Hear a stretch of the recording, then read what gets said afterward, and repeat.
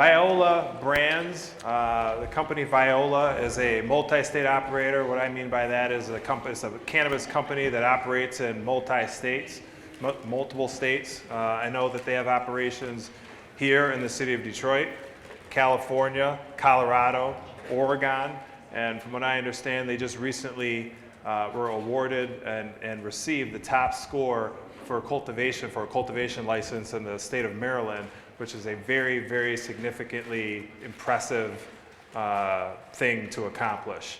The president, CEO, or however you want to label him or identify him, Al Harrington is the president or CEO of that corporation, the company.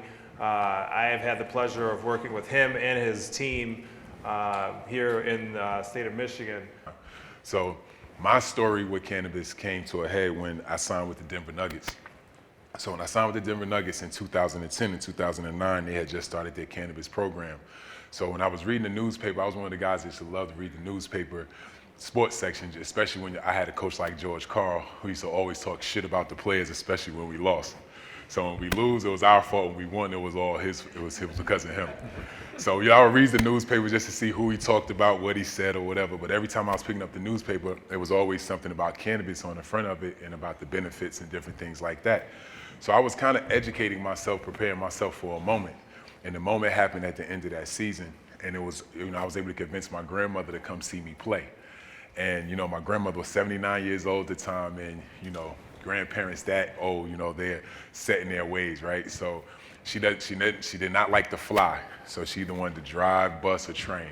But I was able to convince her to get on the plane to come see me play. So when she got there, got her to the house, I took her bags downstairs. She told me to bring one bag back upstairs. I brought it back upstairs.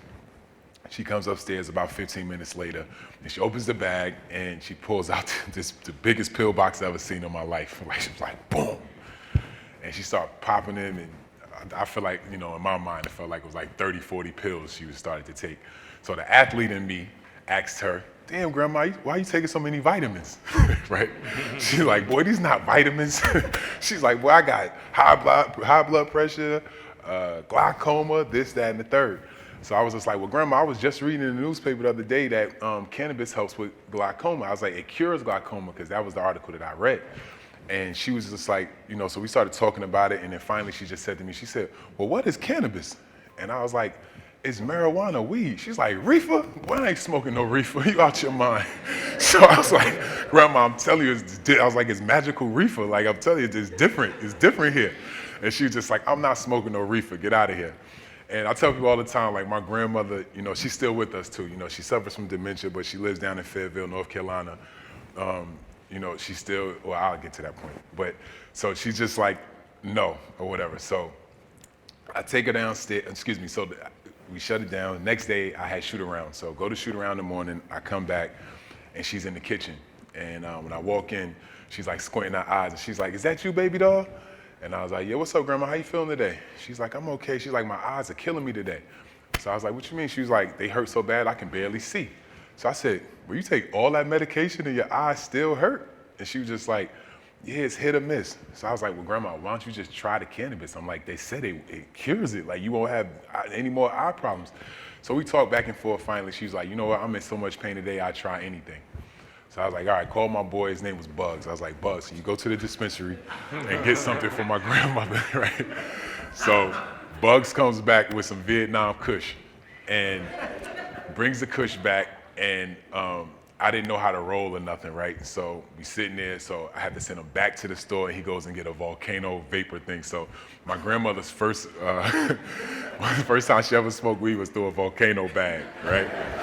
So we get it, we vaporize it for her, take her in the garage.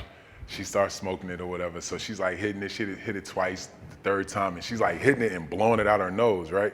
So I'm looking at her and I'm like, Grandma, you sure you don't smoke? like I've never seen nobody hit it and blow it out their nose perfect like that, So she like, I smoked a cigarette one time when I was 16. I've never smoked, whatever. So take her downstairs. I went and took a nap. Woke up an hour and a half later. I was great, jump in the shower, and I said, I'm just gonna make sure she's not down there like climbing the walls or something, right? So I go downstairs, and the door's closed, so I knock on the door, and I got a smirk on my face, kind of like how I do right now. And like I poke my head through the door, And I'm like, Grandma, how you feeling?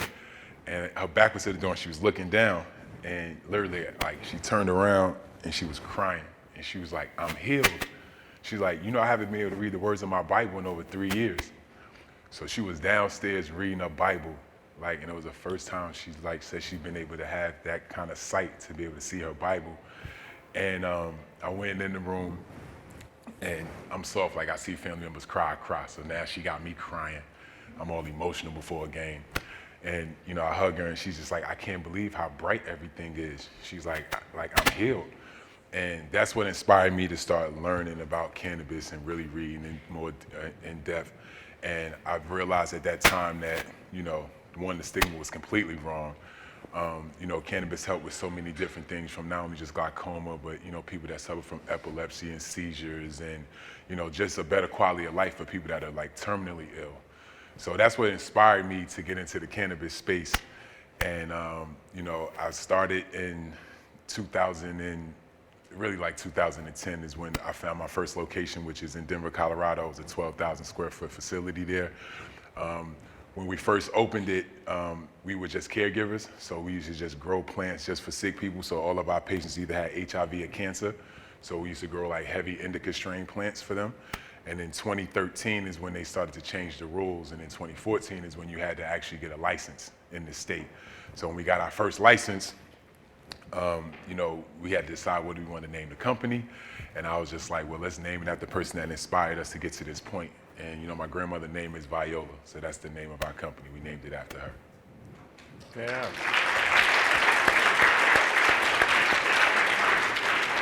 Thank you for that. That's definitely an inspirational story, and anybody that is interested in being in medical marijuana can learn from that alone. Yeah.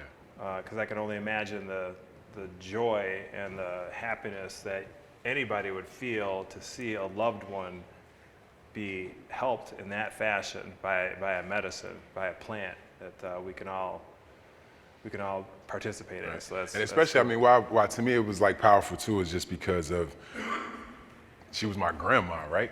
You know what I mean? Grandmas, they don't take chances, right? They don't do anything out of the norm. When they get to 79, 80 years old, they so set in their ways, they're not trying to hear anything. So, one of the things I was gonna touch on, I said before, is I always say, my grandmother's so straight and narrow. My grandfather died before I was born, I think. And she never remarried. I always tell people, she's not going to heaven, we all going to hell for sure. She's so straight and narrow. She's not only the backbone of my family, she's the backbone of the church, even in her dementia, you know what I mean? And what I was gonna touch on before is even with her having dementia, the one thing she does remember is to smoke every day. You know what I'm saying? That's the one thing. She knows exactly what her vape pen is. But she's living a better, she's living a better life. You know what I'm saying? Her quality of life to me is in a good place. You know what I mean? That when every morning she can get up, hit her pen and, look outside. She always say, I can see the mailbox, and she can go out in her garden from time to time and stuff like that. So it's just amazing that this plant, and especially for me, for me to be introduced to cannabis in this way through her was to me, was God speaking to me, you know what I mean? And I guess we'll touch on some of the other stuff that we're doing, but, I really feel this is a great business opportunity, but I feel like I'm doing God's work, you know what I mean? And, not only through just the medicine, but, through, some of the avenues and stuff that we're trying to create to bring other people into the space. Thank you.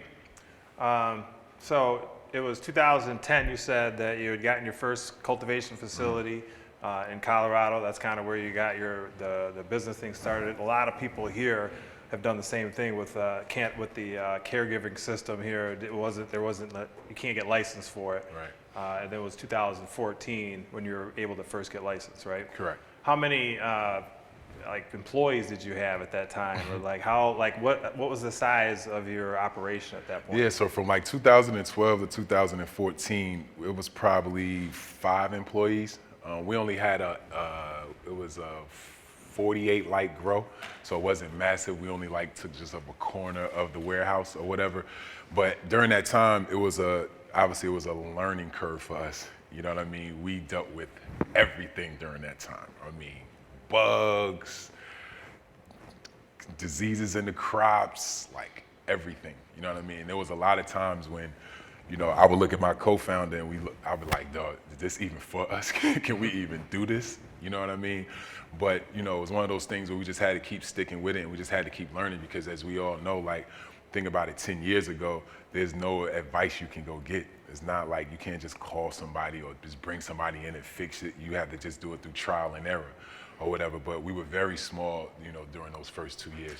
Is there any advice that you can provide to those that are kind of in that same situation now, where perhaps they don't have to go through trial and error in an effort to build their business? Well, you know, the one thing I would say is, like, you know, now that they have a lot of these trade shows and stuff like that, I think they are actually good for first timers. You know what I'm saying? Is you can kind of go and speak to some of the industry experts. You know, how I've, you know, talked to like my other, you know, colleagues and other players and stuff that try to get into the space, I always tell them, like, instead of going and build your own thing, just invest in mine. But but if you still want to do your own thing, you know, we can consult and stuff like that. But I think that's what it's all about. It's like, you know, I say starting small, and, you know, and if you have the funds that you can hire a consultant, I would say hire a consultant, bring somebody in. You know what I mean? Don't try to reinvent the wheel. You know what I mean? Growing, it's a method to it. You know what I'm saying? It's not rocket science, but it is a science. You know what I'm saying? So I would just say always bring in as many experts or people that you know that have actually done it at a high level to actually help you get through that time. We had talked about that earlier on in the seminar, about the different opportunities people have in order to attend these seminars, like the MJ Biz Conference that's in, well, the biggest one is in Las Vegas. I'm sure you've been to that one. Yeah.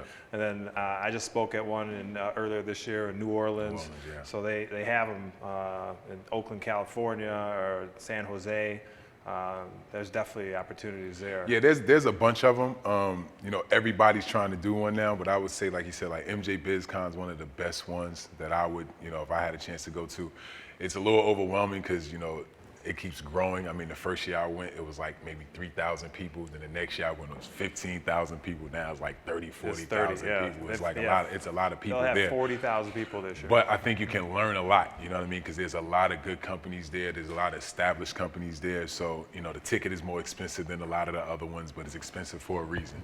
You know what I'm saying? Because I think that gives you exposure to a lot of high quality people, advice, technology. All right, so what did you do next? What was the next plan in your game? I mean, so 2014, we get our license. Now we got to find a grower, right? So that was another issue. So I went through like 4 different growers.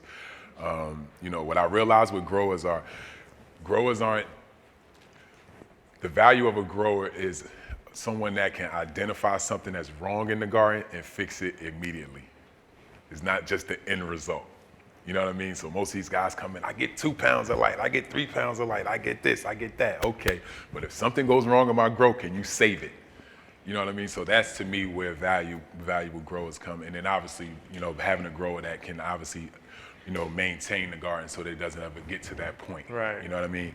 But in 2014, you know, that's when we started rolling. We started off as an extraction company, and the reason why was 2 reasons, right? So everything comes back to my grandmother. So our company color is purple. That's her favorite color. When she got back home over that 2-year span, obviously the only thing I could send her was flour, right? So I'm sending her like pre-rolled joints, and sometimes I would just send her flour. You know, she had like a little bong thing or whatever. And one day my aunt called me, and she was just like, Mom isn't using the product anymore. And I was like, why? And she was just like, because, you know, she's starting to be paranoid that she think the house smell like weed every time people come by. And I was like, well, does it smell like weed? She was like, kinda. And I was like, all right. So I'm like, damn. So my grandmother stopped using because she has all these church functions and stuff, right? So now this is right around the time when we're getting we got our license and we're starting to grow or whatever. So I'm like, damn, I got to figure out a way for my grandmother to be able to consume without everybody knowing. So that's when I educated myself on the extraction process. So I was like, okay, if I can make her oils so that I can make her vape pens, or I can make her edibles and stuff like that, now she can medicate herself without anybody knowing. So that was one thing. The other thing was that the way the dispensaries or the I think the provisional centers out there as well at the time, you couldn't sell flour in end user packaging. You could only sell them a bag of weed, a pound of weed, and then they put it in these little white jars and, you know, give it to you, put a little sticker on it, and send you on your way. So I've always been that I played in the NBA so long, I know how important branding is, right? So I'm like, if we just give people our flower, we'll never be able to separate ourselves from anybody, because a lot of times we're all growing the same strains. We're growing sour diesels, we're growing OGs, different things like that. So I was just like, but with concentrates, you have to package it in-house, put it in your package, and then send it to the store. So I was like, I think extracts is the way for us to enter the market, especially because at the time, extracts was only 5% of the market, but it's a connoisseur thing, right? So as you know, it's gonna grow, right? The more people know about it, obviously it's more medicinal than actually the flower because it's so much more concentrated and different things like that.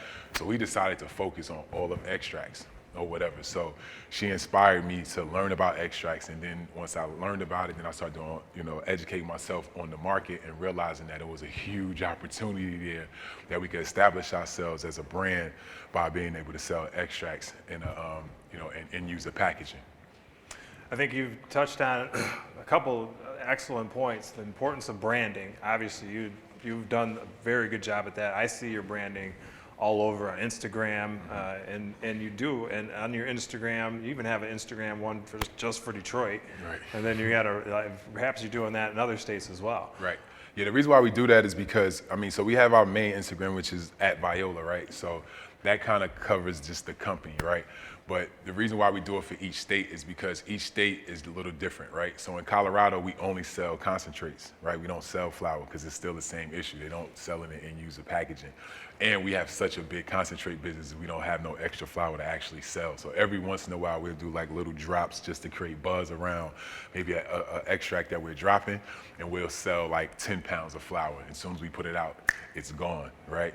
Now in Oregon, same thing. Because the market got commoditized so fast. So 2 years, in 2016 is when I first went out there, saw an opportunity. Outdoor pounds were being sold for anywhere between $1,100 to $1,400 a pound, depending on how good it was. By the time I built out my cultivation, I harvested the next year, pounds was being sold for like $500 to $800, Wow. right? So because the market got flooded, they gave any and everybody an opportunity to have a license and participate in the industry. You know what I mean? So once again, now I had to go back to my concentrates, because now it's a way I can separate myself, I can brand it. So in Oregon, same thing. We only sell concentrates. We have extracts and we have vape pens. That's it. California, we sell everything. California is one of those markets where you can fill every bucket and everything is end user packaging, and then obviously branding is a must there, right? Michigan is the same thing. So we came here 3 years ago. Someone else brought us out here, told us they had all this stuff. I got a dispensary, I got to grow and this, and by the time we did our due diligence on it, everything was bullshit. But we saw that it was an opportunity here. You know what I'm saying? We saw that, we felt like this was a baby Colorado. You know what I'm saying? It being that it was taking kind of the same exact steps that happened that we did, in Colorado. So that's what inspired us to come here. And, here right down the street, our dispensary is our facility is about 5 minutes away from here, right past the Joe Louis Stadium, and it's 50,000 square feet. We're fully vertically integrated. We'll have anywhere from 800 to 1,000 lights in there. We have a dispensary and we have a manufacturing facility there as well. Yeah, congratulations on that. Is it about to open up soon? Yeah, so we're doing a soft launch tomorrow. It's funny, we've been wanting to open up now for 2 months. The dispensary's been ready for 2 months, but because of all the rules and stuff here, and with the caregiver model and stuff still in place, there's no product. Like, we've been trying to find product, and the one thing that my company stands on is quality. Right, so we've had access to product, but not product that represents us and our standards of, or the stuff that we want to put on shelves. So we've finally been able to scrounge around, get about 40 pounds together or whatever for this launch tomorrow. But even testing is an issue here, right? So we put our plants in for testing, and it's been 5 weeks, and the testing just came back yesterday.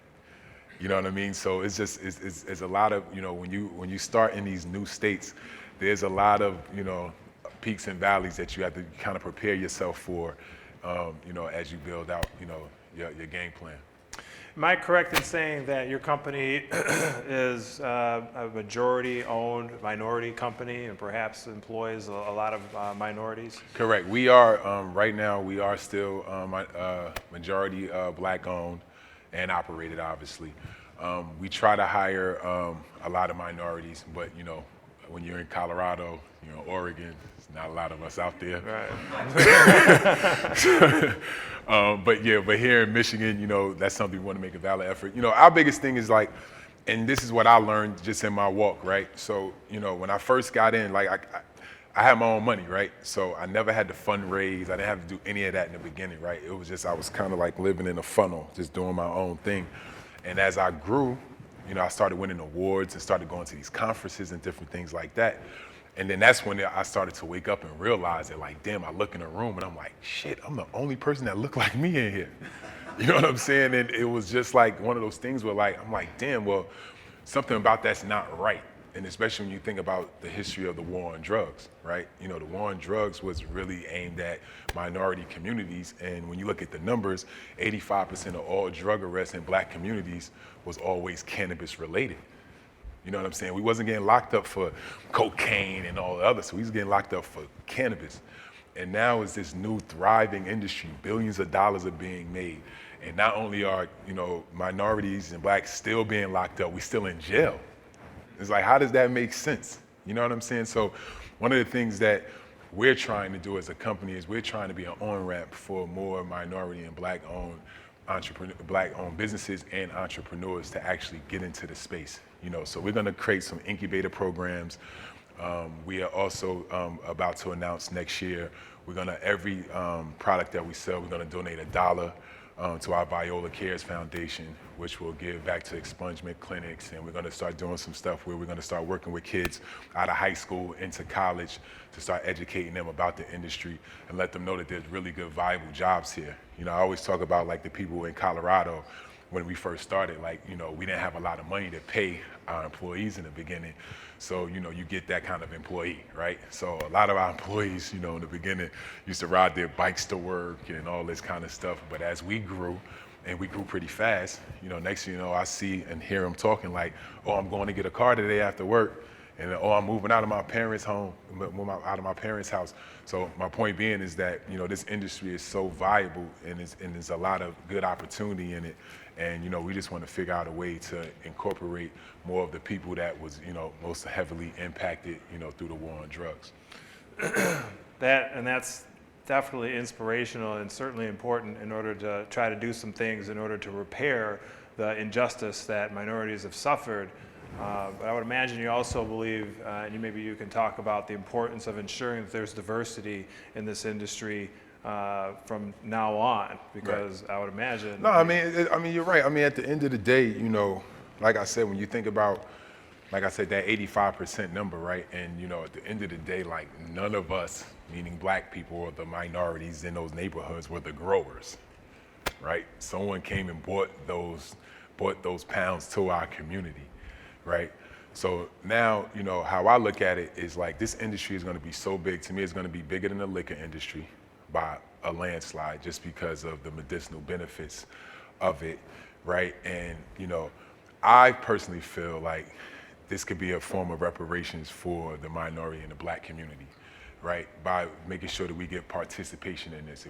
If they can carve out 10 to 20% to make sure that black companies are owning and operating in this space. Because when you think about other industries that, you know, minorities and black people played a heavy part in, we have no representation in them, you know, in rice, sugar, cotton, the lottery, liquor. Like we was all right there. We were pioneers. But you look at the ownership, you look across we have the zero, not 2%, not 3%, not 4%, zero. You know what I'm saying? So that's why I think it's very important that we are woke. You know, I'm not only the only person that's out here preaching this, you know what I'm saying? But this is something that I think that we all have to collectively be a part of. And now some of these bigger companies, they are starting to start programs as well, because I think they're realizing it as well. Because it's literally like they're making billions of dollars and there's still people sitting in jail, you know, because of this. You know what I'm saying? So I think this is something that we need to take very serious, and I think this is generational wealth at risk, you know, for our community. Yeah. Thank you for that. Thank you very much for that. Continuing that work and that message, because it's very important for the industry. So what now? What next? What are you thinking about doing? Or what's most important for the brand? Yeah, man. So like I said, I'm really about to take it from the, the social injustice part, representation, the diversity. We are trying to expand into to more of these states. Obviously, the states where there is more representation, right? Like I said, for us to go to, to Colorado or Oregon or Seattle or Washington and talk about, diversity and all that, whatever, it's kind of tough, right? But, one of the programs that we're working right now is in California. So in California, they have a social equity program through the city of LA. They have one in Oakland. I think they just launched one in Long Beach. A couple other states, but LA is obviously the big one, right? Because, they're saying at some point, California, LA will generate like $59 billion in revenue for cannabis, right? So what I did there was I started off with 80 people, right? 80 people from the community. And when I mean from the community, I mean like we have seminars at our office on every Thursday just to kind of educate these people and vet them, right? And when we had our first meeting, I'll never forget that I was sitting $5 cash apps to all kind of people just to get them there. Like, so when I say like these people had nothing, they had nothing. So started off with 80 people, we vetted them all, we got down to 60. Once I got down to these 60 people, I got the attorney in California that was gonna actually help us, help them write their licenses and write their applications. So it cost us $5,000 per applicant just to start the process with these people. Out of those 60, I came out with 32 that was pre-vetted and met all the qualifications for the city. So with those 32 people, the next thing we had to wait for was these funnel emails from the city to let us know, because because they're only going to give out 100 out of the first 350 this year or whatever. So out of those 32 people, I got 16 funnel emails. Now the challenge in LA was, which was kind of unfair, and this brings it back to the whole, the social part of it, is that for these applicants, right, for you to put your application in, you had to have $100,000 in the bank. You had to be in control of the real estate, and you had to have the insurance and all this other stuff, right? But what made you a social equity applicant meant that you came from a zip code that was heavily affected by the war on drugs. That was one requirement. The other requirement was that you couldn't have made over $45,000 in a year. If you was incarcerated for cannabis, that puts you all the way at the top of the list. None of those requirements even matter, right? So now I'll have all of you guys put your investor hats on real quick for me, right? So just imagine I just came home from jail, right? I never made it past 9th grade in school. I lived in this zip code, and I come to you and I say, hey guys, I can get a license, and this license requires that I own 51%. I have to own control and interest of it, right? And I want you to give me $300,000, $400,000, $500,000 for us to open up a store. You're gonna look at me like, what the fuck? Like you institutionalized, you never finished school, you know what I'm saying? So to me, the program didn't even make sense, you know what I'm saying? But what we did was, we tried to work with some bullshit and make it go, right? So what we did was we put up all the money for these people, and we're their subject matter expertise. So now when we go to investors with our applicant, I'm standing with them. So now they're pitching and saying, I need X, Y, and Z, but this is my partner.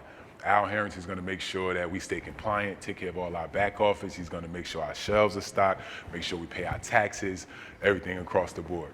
So what we did was, out of those 16, like I said, the real estate was the hardest thing to find, because this program, they've been talking about this program for over 3 years, and this program was supposed to have been started 2.5 years ago, right? So there's a lot of people, which is really sad, that put liens on their homes and stuff like that. People that did have some wherewithal to be able to conduct business, and lost their homes because this program never started. It didn't start on time. You know what I'm saying? So it's a lot of flaws, but at the end of the day, we was able to find 8 pieces of real estate. So out of those 16 that we had left, which was cool about all of our people, they took a village approach because it was all from the same community. So even though 16 people got through this first round, there's going to be 3 rounds, right? They're all going to share in the economic success of the business. You know what I'm saying? Either through having jobs and different things like that. I was able to get them to take this community like, so if you get one, we all got one. You know what I mean? So that's our approach. So we have 8 people through.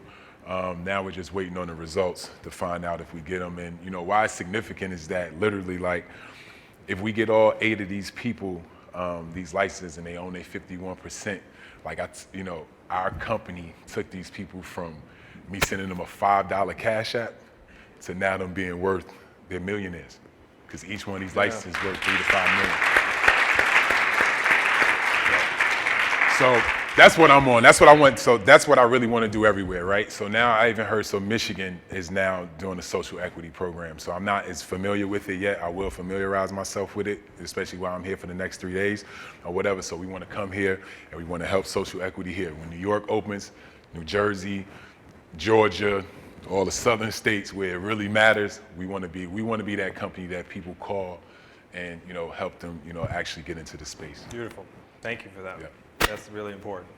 Thankfully, we don't have that minimum capitalization requirement or that property or major, like, majority owner property ownership requirement. But it was great because phase 2, they had social equity phase 2, which was like, and remember, social equity is supposed to go to black people, right? But when the city, or my group, so I have a group too that I work with called the GGC, when they asked the city for the report of who got the licenses, they didn't want to give them the report. You know why? Because no black people got the licenses. Yeah. They use a lot of stick figures. You know what I'm saying? So it was kind of a fucked up program, but excuse my language, but we It's what it but is. we trying to make it right. So it's an uphill battle, but we're gonna fight and figure it out. Yeah. So, how about advice for those that are perhaps not necessarily interested in being in multiple states, but getting off the ground? We know definitely that you already talked about getting good consultants, getting the expertise.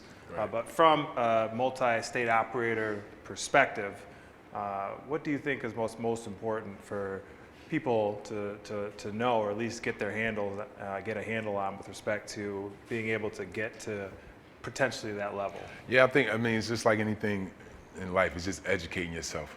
You know what I mean? Just trying to read as much as you can, trying to get on YouTube, you know, look at some of the people that have been successful. The one thing I can say about the industry, at least so far, you know what I mean? I think it will change because it's now getting so competitive. But, you know, when I first got in, what I loved about it was that we were so free with information. You know, we would just tell the truth. We would just talk what we're dealing with, you know what I mean? And giving each other advice. And I felt like together the industry was growing together, right? So I would just say, you know, education is key. Try to read as much as you can. You know, a lot of younger entrepreneurs that I meet with, I always tell them, like, you know, sometimes humble yourself and just take a job at one of these cannabis companies. Just take a job. Get in there. You know what I'm saying? Start with packaging, because it all matters, right? Every part of it matters. So start packaging, do some sale calls, do it all. You know what I mean? Just learn and find your niche. That was what I did, you know, when I started too, was that instead of like just being a vape company or just being a flower company or just growing indoor, I wanted to learn everything, right? So I have indoor grows, I have outdoor grows, I have greenhouses, I extract with butane, I extract with CO2, I extract with ethanol. I did it all. I wanted to learn it all. So now, because of my experience, I know which ways to go, right?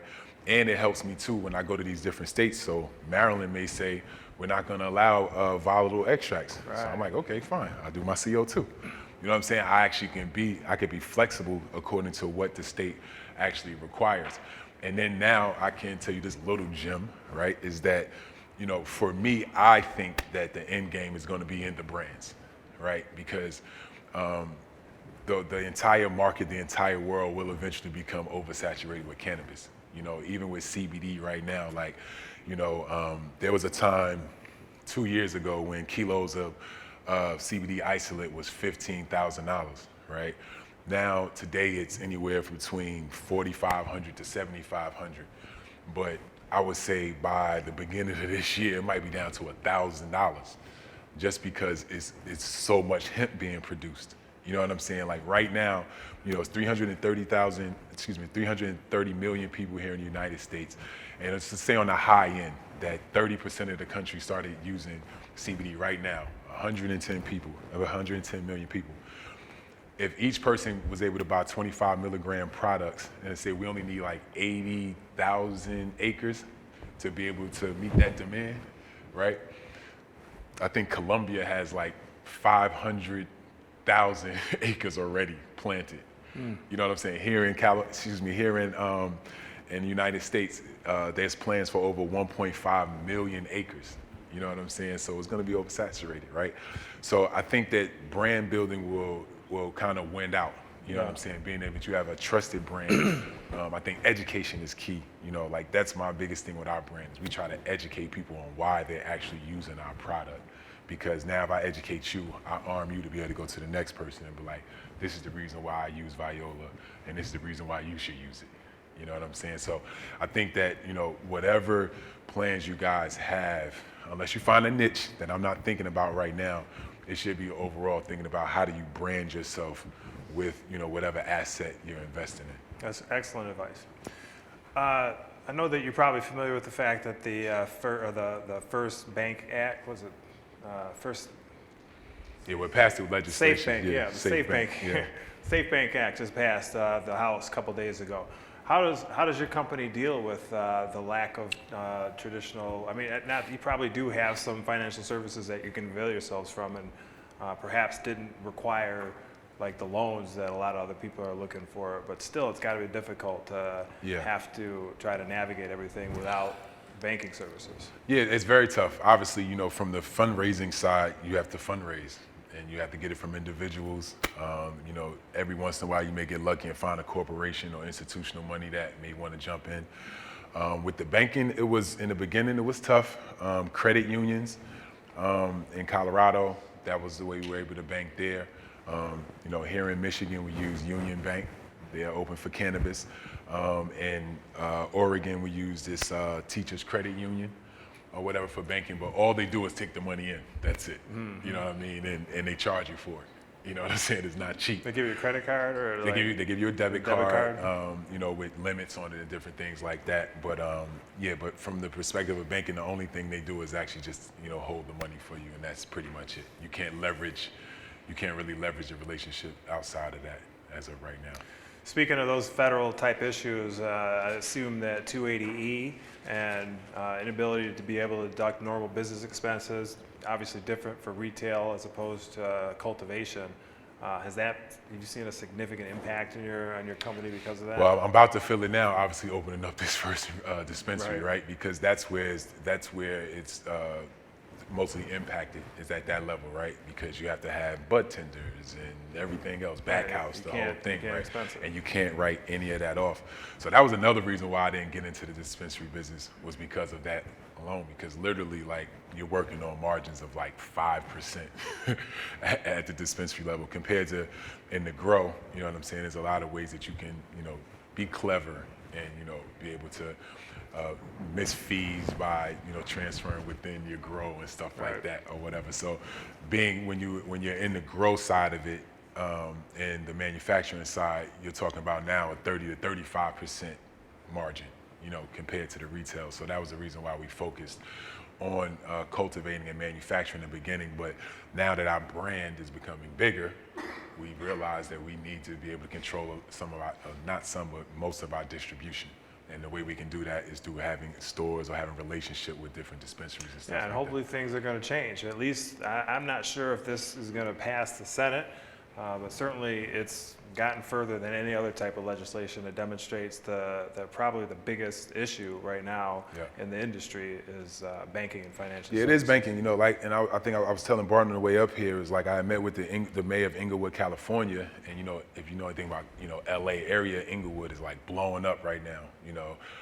They're building the Rams Stadium, the Clippers is now moving there, Girl Scout Cookies of America just moved there, so like it's booming as a city.